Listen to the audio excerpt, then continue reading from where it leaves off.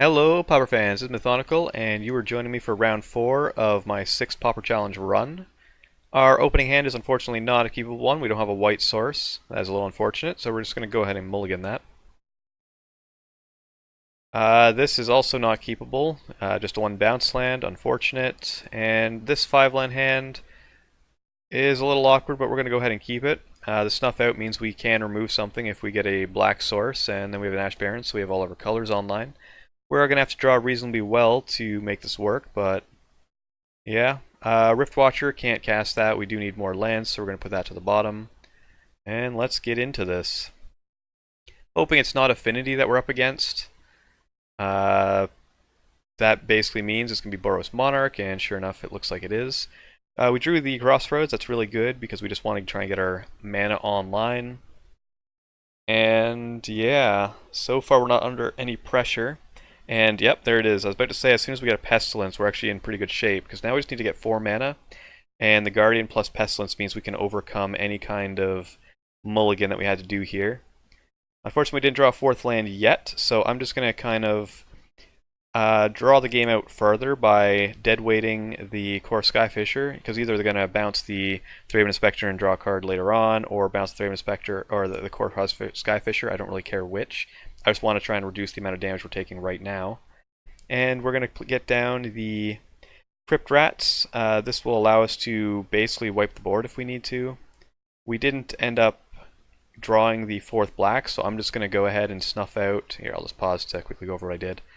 Going to snuff out the Palace Sentinels, so that way we can get in there to steal the Monarch. Once we have the Monarch, I use the Crypt Rat to wipe the rest of the board so they can't take it back immediately. And my hope is, in making that play, that the Monarch will give us the extra couple cards we need to find the land drops. So that way we can get this Pestilence down, and at some point get down a Guardian of Guild pack, which we already have. So, currently we're on track to the master plan, and I think I didn't miss any of the plays I made there. Jump back into it. Our opponent will be able to take the Monarch back here, but that's fine, because we can fight for it since our creature's unblockable. There was an opening there, we could have gotten down to Pestilence, but I'd rather just get down a couple extra creatures just to try and make them fight for it, like make the fight for the Monarch a little bit more difficult. And they did end up spending some removal and playing their bird tokens here. I would have liked an extra untapped source to play Pestilence and use it. Since that didn't happen, I'm just going to play a couple more creatures here and get the bounce land down. Now next turn, I can actually play the Pestilence and use it for 1 to wipe away all the tokens all in one go. So looks like things are going well towards that plan, especially since they just cashed in a lot of their lands and cards to get the Sens Enlistment online. This is perfectly fine for us. We're just going to go ahead and play around the possibility of having a Prismatic Strands and wipe away all the tokens immediately. And things are looking pretty good now. We're able to get the Monarch back. He's going to steal it back with the Core Skyfisher, but that's no big deal, because we're going to be able to wipe the board next turn and basically try and run away with it from there. Having the bounce land means we're going to be able to keep our life total high with the Crossroads. He does prevent our creature from attacking. That's fine. We're just going to wipe the board anyways. And rather than wait a turn, since we are getting fairly low on life total and he's fairly high on card count, I just played the bounce the Crossroads and replay it plan just to gain the life immediately. He's going to continue to make our Guardian unable to attack, but we already had a Palace Sentinels with which to take the throne back on our own. Basically now we just want to play defense to not let him get in with an attack. He's playing a bunch of bird tokens and Sens Enlistment tokens. That's fine. We're just going to wipe the board on our turn. Crack a Clue because it was more mana efficient to draw cards, and I don't see a need to use the Pestilence right now, because even if he did have a Prismatic Strands, we can just use it a second time at instant speed. Since he's trying to come in to get the Monarch, we're just going to pop the Pestilence. That's no big deal. And with the Disfigure, we would be able to use Pestilence a second time and then Disfigure one of the Palace Sentinels to get rid of it, and then we'd be able to use the Chainer's Edict to get rid of the other one. So we're just going to go ahead and do exactly that. I want to keep the board as clear as possible, and drawing the Lone Missionary is exactly what we want, since we do want to try and gain additional life since I was worried about burn spells. Since he's realizing we're gaining a bunch of life, he's starting to burn all of our creatures, and that's fine. But now we're in the great position of being able to get in for damage. We've got the Pestilence online, we're up to 19 life, and our opponent has used all of their burn spells. So, yeah, things are looking pretty good. Them getting the Monarch back is completely fine, because we're just going to be able to get in and steal it back, wipe away some of the board. And since he only has one card in hand, I'm not going to take any chances, and I'm just going to wipe away the entire board there. And we're basically looking to win this next turn since we can activate Pestilence a number of times and just win the game. So I'm going to go ahead and do that. And this is a mulligan to 5. This is how good this deck is against Boros Monarch. So taking a quick look at the sideboard, I did the same thing that I did last time. I just brought in the one Grim Harvest and took out a Disfigure. Seemed to work last time, so I'm just going to run it back like that again in the same matchup. Opening hand is unfortunately not a keepable one, even though I've upped the land count to 16 lands from the stock lists, or 16 white sources. It seems to not be working out for us this time, but that's just how variance works, so we're going to send this one back.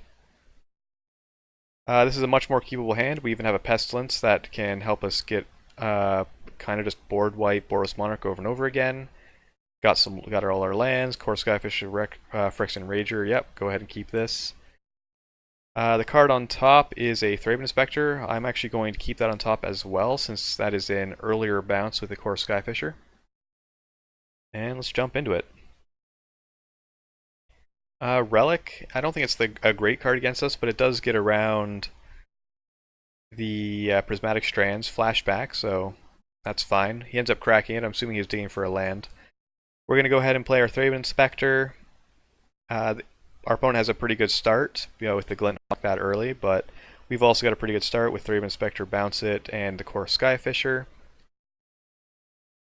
Our opponent's going to go ahead and remove our creature, so that's fine.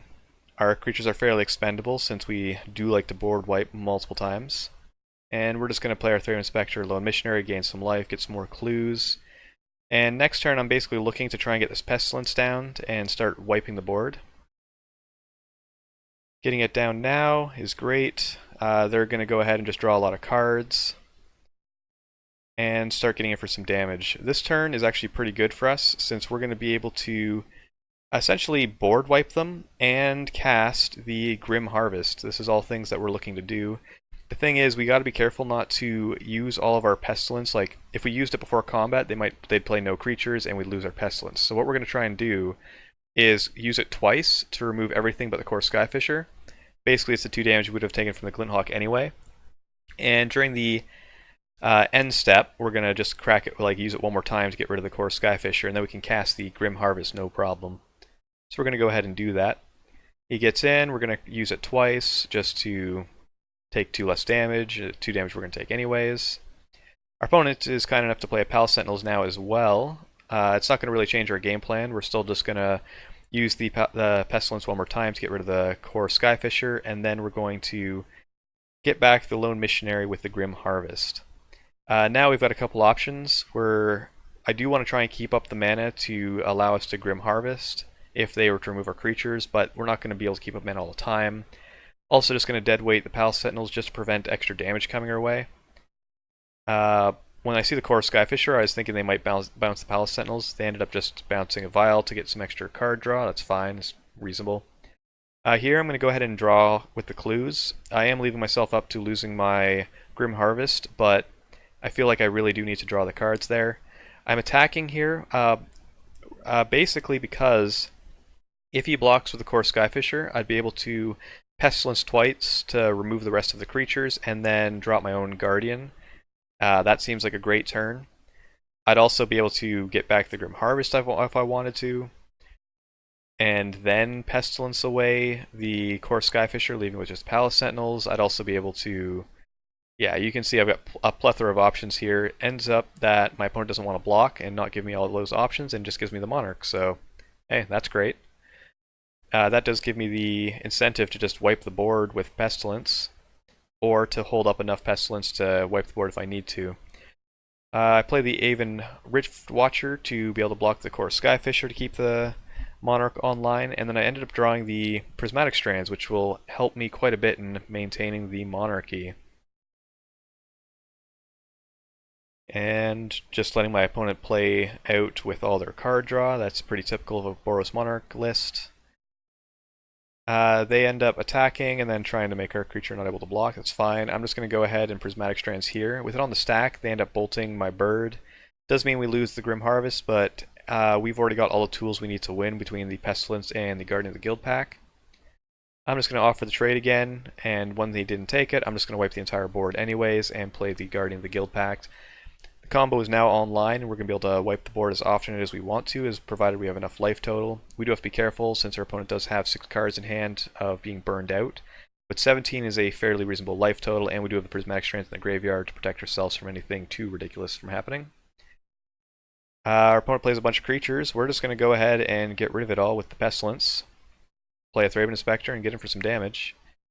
And this is exactly what we're trying to do, and since we drew an additional card, drew the Skyfisher, we're going to go ahead and play that to replay the Thraben Inspector, just to keep some pressure on and draw additional cards. Our opponent is digging. I'm not really sure for what, but I'm assuming just to try and get enough burn to burn us out of this game, as we are going to be spending our life total turn after turn to remove their creatures.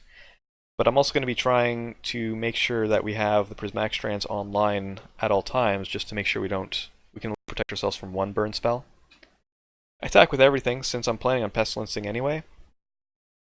And this actually allows me to save a bit of life total when I'm doing all the Pestilence. And as you can see, I was also able to play a bunch of Thraben Inspectors. That way I can get a bunch of clues, draw a bunch of cards.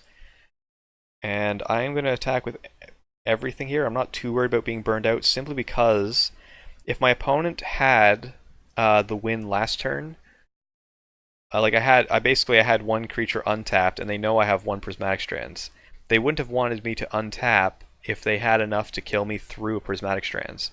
I'm attacking with everything here to incentivize them to use all of their burn spells, so that way I can use the Prismatic Strands that's in my hand, basically baiting out all of their burn, and survive using this. Then I can play down a couple creatures and have double Prismatic Strands from the graveyard going forward. It might have been more reasonable just to play a Guardian ahead of time. Chances are they wouldn't have tried to burn us out in response to that, and then we would have been guaranteed Prismatic Strands in the graveyard and one in hand.